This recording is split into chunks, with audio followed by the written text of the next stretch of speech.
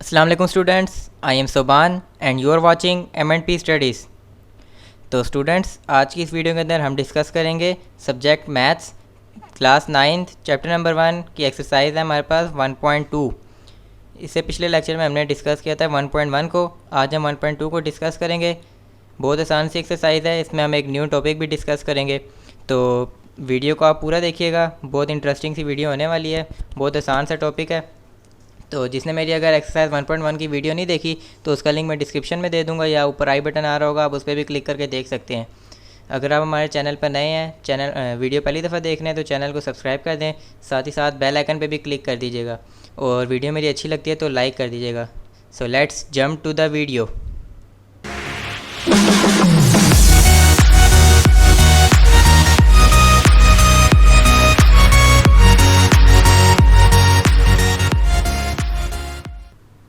तो students, the very first question of exercise 1.2 is from following matrices identify unit, row, column and null matrices.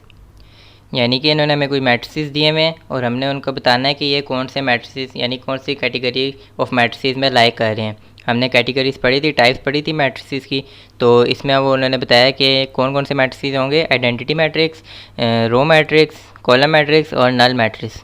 तो हम revise कर लेते हैं कि कौन कौन से ये मैट्रिसेस हैं। आइडेंटिटी मैट्रिक्स वो मैट्रिक्स होते हैं कि जिनके मेन डायगोनल पे ओनली जितने भी एंट्रीज़ हैं वो सारे 1 होने चाहिए और जो नॉन डायगोनल एंट्रीज़ हैं वो तमाम 0 होने चाहिए। तो वो कौन सा होगा, आइडेंटिटी मैट्रिक्स या फिर यूनिट मैट्रिक्स। ठीक हो गया। रो मैट्रिक्स का होता है कि ऐसा मैट्रिक्स जिसके अंदर एक रो होगी तो उसको हम कहेंगे रो मैट्रिक्स।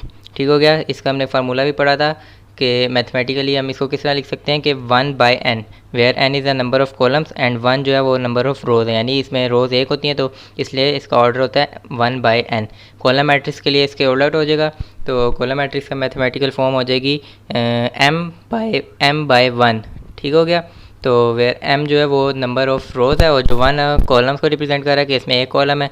और नल मैट्रिक्स का है, ज़ीरो मैट्रिक्स कहते हैं इसके जितने भी एंट्रीज़ हैं वो तमाम के तमाम कितने हो, 0 होंगे। ठीक हो गया। तो चलें हम इनके क्वेश्चंस देख लेते हैं। मैट्रिक्स ए है हमारे पास 2/2 का, जिसके एंट्रीज़ हैं 0 0 0 0। तो इसको देखते साथ हमें पता चल जाएगा कौन सा मैट्रिक्स है, ये नल मैट्रिक्स है। नेक्स्ट देखते हैं। 1/3 का मैट्रिक्स है, 2 3 4 इसकी एंट्रीज़ हैं।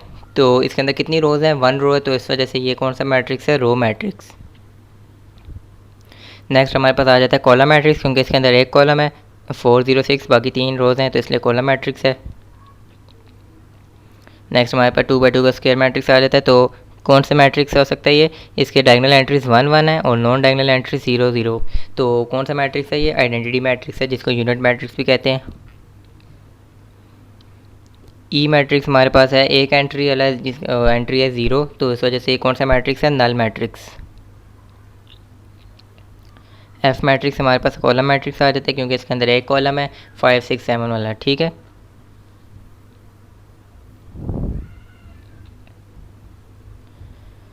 सेकंड क्वेश्चन आ जाता है हमारे पास, from the following matrices identify square matrix, rectangular matrix, null matrix, row matrix, column matrix, identity matrix. यानी कि अब हमें और मैट्रिसेस दिए हुए होंगे, हमने उनमें से आइडेंटिफाई करना है कि कौन से मैट्रिक्स कौन से टाइप ऑफ मैट्रिसेस में लाइक कर रहे हैं। ठीक है। तो ये null matrices, row matrices, column matrices, identity matrix को तो हमने रिवाइज कर लिया। तो एक दफ़ा हम स्क्वायर मैट्रिक्स और रेक्टेंगुलर मैट्रिक्स को भी रिवाइज कर लेते हैं कि क्या होते हैं। स्क्वायर मैट्रिक्स, स्क्वायर आपको पता है, स्क्वायर जिसकी ऑल साइड्स इक्वल होती हैं, तो इस वजह से स्क्वायर मैट्रिक्स ऐसा मैट्रिक्स होगा जिसके नंबर ऑफ रोज इक्वल होंगी नंबर ऑफ कॉलम्स के। ठीक हो गया। और इसी के उलट रेक्टेंगुलर मैट्रिक्स हो जाते हैं, क्योंकि उसकी 2 साइड्स एक दूसरे की इक्वल होती हैं और 2 परपेंडिकुलर साइड्स एक दूसरे की इक्वल होती हैं। तो 4 साइड्स एक दूसरे की इक्वल नहीं होती, तो इसलिए इसका कह सकते हैं कि रेक्टेंगुलर मैट्रिक्स वो मैट्रिक्स हैं जिसके number of rows number of columns के इक्वल नहीं होते। ठीक हो गया। m not equal to n। First part है हमारे पास 2/3 का मैट्रिक्स है, एंट्रीज है -8 2 7 12 0 4। तो इसके number of rows number of columns के इक्वल नहीं है, तो ये कौन सा मैट्रिक्स हो जाएगा, रेक्टेंगुलर मैट्रिक्स। नेक्स्ट देखते हैं। नेक्स्ट मैट्रिक्स है हमारे पास 3/1 का, तो इसकी number of rows number of columns के इक्वल नहीं है, इस वजह से ये रेक्टेंगुलर मैट्रिक्स है। और साथ ही साथ क्या लिखा हुआ है, कॉलम मैट्रिक्स। कॉलम मैट्रिक्स क्यों है ये, क्योंकि इसके अंदर एक कॉलम, हमने पढ़ा था ना, एक कॉलम जिसके अंदर हो वो कौन सा मैट्रिक्स होता है, कॉलम मैट्रिक्स। तो इस वजह से ये रेक्टेंगुलर मैट्रिक्स भी है और कॉलम मैट्रिक्स भी है। थर्ड वन हमारे पास आ जाता है 2x2 का मैट्रिक्स है, 6 - 4 3 - 2। तो इसके number of rows number of columns के इक्वल है, 2x2 का मैट्रिक्स है, इस वजह से ये स्क्वायर मैट्रिक्स। 4 नंबर पे हमारे पास आ जाता है 2x2 का एक और मैट्रिक्स, इसके एंट्रीज हैं 1 0 0 1। इसके डायगोनल पे एंट्रीज कौन से हैं, 1 1, और नॉन डायगोनल पे एंट्रीज कौन से हैं, 0 0। तो 2x2 की वजह से ये एक स्क्वायर मैट्रिक्स है क्योंकि number of rows number of columns के इक्वल है। और आइडेंटिटी मैट्रिक्स क्यों है, क्योंकि इसके diagonal entries 1 1, non diagonal entry 0 0। तो ये आइडेंटिटी मैट्रिक्स को भी सेटिस्फाई करता है। फिफ्थ नंबर पे हमारे पास आ जाता है 1 2 3 4 5 6। इसकी एंट्रीज हैं, 3x2 का मैट्रिक्स है, तो इसकी number of rows number of columns के इक्वल नहीं है, इस वजह से ये रेक्टेंगुलर मैट्रिक्स है। नंबर 6 हमारे पास आ जाता है 3 10 -1। एक रो है और 3 कॉलम है, तो इस वजह से ये हमारे पास रेक्टेंगुलर मैट्रिक्स आ जाता है। Number of rows number of columns के इक्वल नहीं है। और रो मैट्रिक्स भी है, रो मैट्रिक्स इसलिए क्योंकि इसके अंदर एक रो है। ठीक हो गया।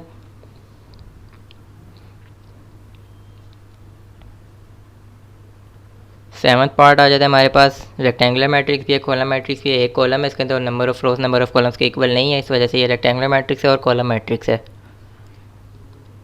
एट्थ आ जाता है हमारे पास 3x3 का मैट्रिक्स है, इसकी number of rows number of columns के इक्वल है, इस वजह से ये स्क्वायर मैट्रिक्स है।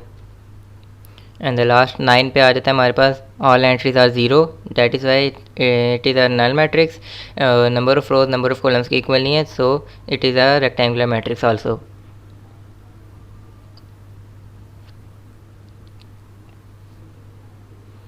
थर्ड क्वेश्चन आ जाता है हमारे पास, from following matrices identify diagonal scalar and unit identity matrix. अब हमें इन्होंने 3 मैट्रिक्स का बताया कि हमने मैट्रिसेस दिए हुए इन्होंने, और हमें कौन से आइडेंटिफाई करना है कि डायगोनल कौन सा है, स्केलर कौन सा है, आइडेंटिटी कौन सा है। आइडेंटिटी मैट्रिक्स को हम रिवाइज कर चुके हैं, डायगोनल और स्केलर पे देख लेते हैं ज़रा। डायगोनल मैट्रिसेस वो मैट्रिसेस होते हैं जिसके मेन डायगोनल पे एंट्रीज जितने भी उनमें से कम एक एंट्री जो है वो नॉन ज़ीरो होना चाहिए। ठीक हो गया, कम से कम एक एंट्री नॉन ज़ीरो होना चाहिए और बाकी जो नॉन डायगोनल एंट्रीज हैं वो तमाम के तमाम ज़ीरो होने चाहिए। तो वो कौन सा मैट्रिक्स होगा, डायगोनल मैट्रिक्स। स्केलर मैट्रिक्स का क्या है कि इसके जो मेन डायगोनल एंट्रीज पे जितने भी एलिमेंट्स हैं वो तमाम के तमाम सेम होने चाहिए, और जो नॉन डायगोनल एंट्रीज हैं वो तमाम के तमाम ज़ीरो होने चाहिए, और जो मेन डायगोनल पे जितने भी एंट्रीज हैं वो 1 नहीं हो सकते। ठीक हो गया, ये इसकी कंडीशन है। बाकी ये डायगोनल मैट्रिक्स स्केलर मैट्रिक्स को हमने रिवाइज कर लिया। क्वेश्चन देखते हैं इसके। मैट्रिक्स ये है हमारे पास 4 0 0 4 का। तो अब इसके आगे क्या लिखा है, डायगोनल मैट्रिक्स और स्केलर मैट्रिक्स। अब ये डायगोनल मैट्रिक्स क्यों, स्केलर मैट्रिक्स क्यों है। डायगोनल मैट्रिक्स इसलिए क्योंकि इसके मेन डायगोनल एंट्री पे देखें नॉन जीरो एलिमेंट्स है और नॉन डायगोनल एंट्री वाले एलिमेंट जीरो है, इस वजह से ये कौन सा मैट्रिक्स हो गया, डायगोनल मैट्रिक्स हो गया। और स्केलर मैट्रिक्स किस वजह से, स्केलर मैट्रिक्स इस वजह से क्योंकि हमने कहा था इसके मेन डायगोनल एंट्रीज पे एलिमेंट सेम होंगे, वो स्केलर मैट्रिक्स होगा, तो इस वजह से ये स्केलर मैट्रिक्स भी है। मैट्रिक्स भी आ जाता है हमारे पास 2 0 0 -1। तो इसके मेन डायगोनल एंट्रीज पे 2 और -1 both are non zero elements, and बाकी जो नॉन रिमेनिंग जो है नॉन डायगोनल एंट्रीज वो तमाम की तमाम ज़ीरो है, इस वजह से ये डायगोनल मैट्रिक्स है। सी पे आ जाता है हमारे पास 1 0 0 1। इसको देखते साथ ही 2x2 का मैट्रिक्स है, पता चल जाता है हमें कि ये आइडेंटिटी और यूनिट मैट्रिक्स है, और साथ ही साथ ये डायगोनल मैट्रिक्स है। डायगोनल मैट्रिक्स इसलिए है क्योंकि इसके जो मेन डायगोनल पे एंट्रीज लाई करें वो नॉन ज़ीरो है। ये स्केलर मैट्रिक्स इस वजह से नहीं है, हालांकि इसके देखें मेन डायगोनल पे एंट्रीज हैं वो सेम है 1 1, लेकिन ये स्केलर मैट्रिक्स इस वजह से नहीं क्योंकि उसकी कंडीशन है कि जो मेन डायगोनल पे एंट्रीज हैं वो 1 नहीं हो सकते। ठीक हो गया। डी आ जाता है हमारे पास डायगोनल मैट्रिक्स, क्योंकि इसके मेन डायगोनल पे 3 और 0, तो एटलीस्ट इसकी कंडीशन है at least one of the main diagonal entries are non zero. तो देखें इसमें 3 आ रहा है मेन डायगोनल पे, बाकी एक 0 है बेशक, लेकिन दूसरा एलिमेंट जो है नॉन ज़ीरो 3, इस वजह से ये डायगोनल मैट्रिक्स है, और बाकी जो नॉन डायगोनल है वो 0 है। ई आ जाता है हमारे पास 5 - 3 0 0 1 + 1। अब देखते हैं इसको सॉल्व करते हैं। 5 - 3 डैट इज़ इक्वल टू 2 और 1 + 1 डैट इज़ इक्वल टू 2। तो ये डायगोनल मैट्रिक्स भी है। First of all diagonal matrix किस वजह से, क्योंकि इसके मेन डायगोनल पे जो एंट्रीज हैं वो नॉन ज़ीरो है। स्केलर मैट्रिक्स किस वजह से, क्योंकि 5 - 3 2 1 + 1 2, तो 2 एंड 2 आर सेम। तो स्केलर मैट्रिक्स में मेन डायगोनल एंट्रीज पे दोनों एलिमेंट जितने भी एलिमेंट्स होंगे वो सेम होने चाहिए, तो इस वजह से ये स्केलर मैट्रिक्स भी है।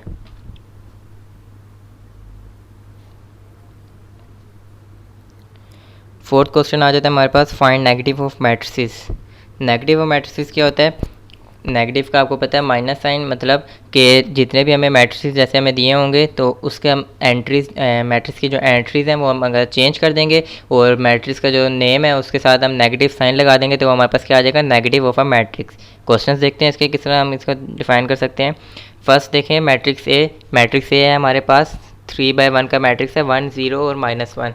तो इसका नेगेटिव ऑफ मैट्रिक्स क्या होगा, नेगेटिव ऑफ ए लिख देंगे उसको।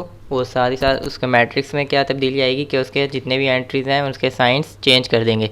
मतलब कि उसमें फर्स्ट एंट्री 1 थी ओरिजिनल ए मैट्रिक्स में, तो नेगेटिव ऑफ मैट्रिक्स में -1 कर देंगे, ज़ीरो जो है ज़ीरो रहेगा क्योंकि न्यूट्रल है। और ओरिजिनल मैट्रिक्स में जो थर्ड एंट्री है वो -a है, तो नेगेटिव ऑफ मैट्रिक्स ए में हम कर देंगे 1। इसी तरह मैट्रिक्स बी हमारे पास, उसके एंट्रीज हैं 3 -1 2 1, तो नेगेटिव और बी के एंट्रीज हो जाएंगे -3 1 -2 -1। साइंस चेंज कर देंगे। सी आ जाता है हमारे पास 2 6 3 2, सारे एंट्रीज पॉजिटिव हैं तो नेगेटिव और सी में सारे एंट्रीज नेगेटिव हो जाएंगे, तो आ जाएगा -2 -6 -3 -2। डी नंबर पे आ जाता है हमारे पास डी मैट्रिक्स -3 2 -4 5। फर्स्ट कॉलम की एंट्रीज इसके नेगेटिव है, सेकंड के पॉजिटिव हैं, तो जो नेगेटिव हम डी करेंगे उसमें फर्स्ट कॉलम के जो एंट्रीज हैं वो पॉजिटिव कर देंगे और सेकंड कॉलम के एंट्रीज हम नेगेटिव कर देंगे।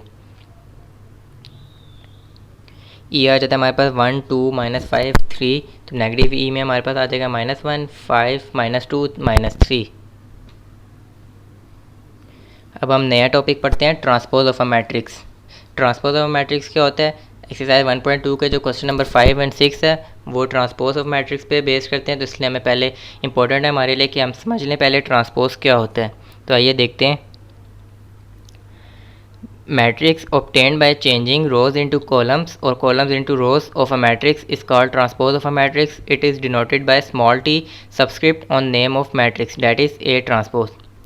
क्या कह रहे हैं ये कि matrix obtain by changing rose into columns, यानी कि ऐसे मैट्रिक्स जिसको अगर हम रोज़ जो हैं उनको कॉलम्स बना दें या फिर कॉलम्स जो हैं उनको रोज़ बना दें तो वो जो नया मैट्रिक्स हमारे पास आएगा उसको हम कहेंगे ट्रांसपोज ऑफ डैट मैट्रिक्स। ठीक हो गया। दोनों चीज़ें हमने एक साथ नहीं करनी, मतलब कि हमने अगर ट्रांसपोज लेना है एक मैट्रिक्स का तो उसके रोज़ को हम या कॉलम्स बनाएंगे या कॉलम्स को रोज़ बनाएंगे। अगर दोनों हम एक साथ कर देंगे, रोज़ को कॉलम्स बना देंगे उसके बाद कॉलम्स को रोज़ बना देंगे, तो वो दोबारा से कौन सा ओरिजिनल मैट्रिक्स आ जाएगा, तो वो ट्रांसपोज नहीं रहेगा। इस वजह से जो ट्रांसपोज उसमें हमने या फिर रोज़ को कॉलम बना देना है या फिर कॉलम को रोज़ में चेंज कर देना है। ठीक हो गया। तो जितने नंबर ऑफ़ रोज़, जो भी रोज़ होंगे उनको हमने कॉलम्स बना देना है और कॉलम्स को रोज़ बना देना है या फिर, तो वो उसको हम कहते हैं ट्रांसपोज ऑफ अ मैट्रिक्स।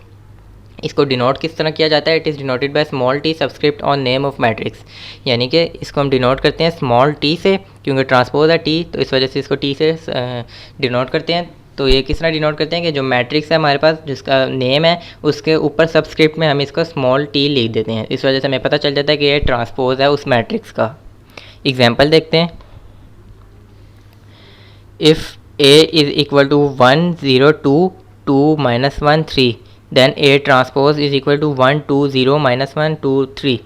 अब देखें इसका हमने ट्रांसपोज लिया, ये पहले हमारे पास A ओरिजिनल मैट्रिक्स है 1 0 2 एक रो होगी, 2 -1 3 सेकंड रो होगी। अब हमने क्या कहते हैं रोज़ को कॉलम्स में या कॉलम्स को रोज़ में चेंज करेंगे। हम रोज़ को हम जैसे कॉलम में चेंज करके देखते हैं, तो 1 0 2 फर्स्ट रो है, अगर हम इसको A ट्रांसपोज का फर्स्ट कॉलम बनाते हैं तो देखें A ट्रांसपोज का फर्स्ट कॉलम बन गया हमारे पास 1 0 2। फिर से हम A ओरिजिनल मैट्रिक्स पे आ जाते हैं तो उसके सेकंड रो है 2 -1 3, उसको जब हम सेकंड कॉलम बनाते हैं A ट्रांसपोज का तो वो हमारे पास आ जाता है 2 -1 3। तो इस वजह से इसका ऑर्डर चेंज हो जाता है। ओरिजिनल A मैट्रिक्स जो था उसका ऑर्डर था 2/3, लेकिन जो A ट्रांसपोज है उसका ऑर्डर बन जाता है 3/2। तो ये A ट्रांसपोज जो है ये आ जाता है हमारे पास ट्रांसपोज ऑफ अ मैट्रिक्स।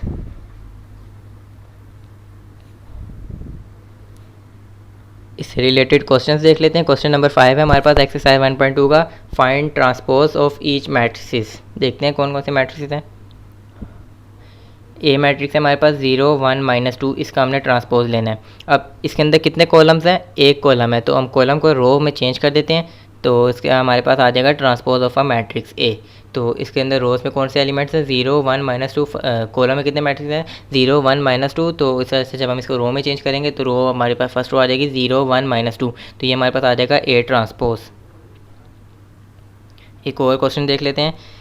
ये हमारे पास 3/2 का मैट्रिक्स है 1 2 2 -1 3 0, ये हमारे पास रोज़ आ गई इसकी।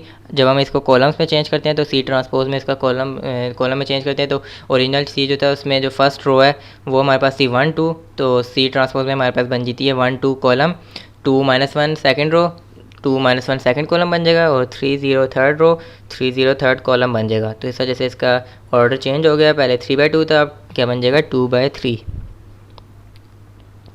एक और क्वेश्चन है, 2/2 का मैट्रिक्स है, 1 2 3 4 इसके एलिमेंट्स हैं। जब हम इसको चेंज करेंगे तो 1 2 फर्स्ट रो है उसको हम फर्स्ट कॉलम बना देंगे, 1 2 फर्स्ट कॉलम आ जाएगा, और जो सेकंड रो है 3 4 उसको हम सेकंड कॉलम बना देंगे, 3 4 सेकंड कॉलम आ जाएगा।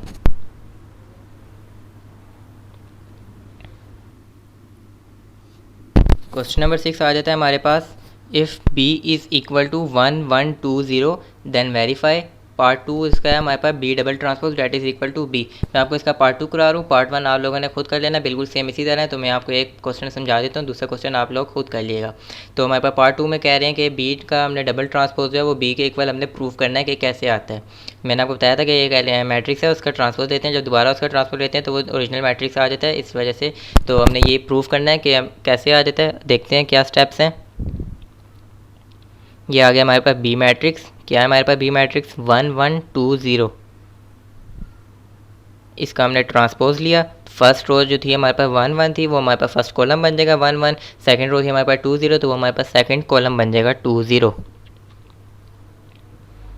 जब हमने इसका दोबारा से ट्रांसपोज लिया यानी बी डबल ट्रांसपोज हुआ तो क्या बन जाएगा, अब जो हमारे पास बी ट्रांसपोज में फर्स्ट रो थी 1 2 थी तो हमारे पास फर्स्ट कॉलम बन जाएगा 1 2, सेकंड रो थी हमारे पास 1 0, हमारे पास सेकंड कॉलम बन जाएगा 1 0। तो अब अगर हम देखें तो बी मैट्रिक्स जो था हमारे पास उसके भी यही एलिमेंट्स थे, सेम अरेंजमेंट थी 1 1 2 0। तो जो हमारे पास बी डबल ट्रांसपोज आया उसके भी यही अरेंजमेंट है 1 1 2 0। तो इस वजह से हमने ये प्रूव कर लिया कि एक जो मैट्रिक्स है अगर हम उसका ट्रांसपोज लेते हैं उसके बाद जब दोबारा ट्रांसपोज लेते हैं तो वो ओरिजिनल मैट्रिक्स ही आ जाता है हमारे पास, दोबारा से वही गेन हो जाता है। तो इस वजह से हमने ये प्रूव कर दिया कि B double transpose is equal to B left hand side is equal to right hand side. तो स्टूडेंट्स ये था हमारा आज का लेक्चर। आप लोगों ने इसको बहुत अच्छी तरह से प्रैक्टिस करनी है, उम्मीद करता हूँ आप लोगों को समझ भी आया होगा। जब तक आप प्रैक्टिस नहीं करेंगे तो आप लोग भूल जाएंगे, इस वजह से प्रैक्टिस बार बार करें ताकि आप बहुत अच्छे से समझ आ जाए और बहुत अच्छे से आपकी प्रैक्टिस हो जाए। मैं मिलता हूँ आप लोगों से नेक्स्ट वीडियो में। अगर मेरी वीडियो अच्छी लगी हो तो आप इसको लाइक कर दीजिएगा, चैनल पे नए हैं तो चैनल को सब्सक्राइब कर दीजिएगा और ज़्यादा से ज़्यादा शेयर करिएगा। मैं मिलता हूँ आपसे नेक्स्ट वीडियो में, तब तक के लिए अल्लाह हाफिज़।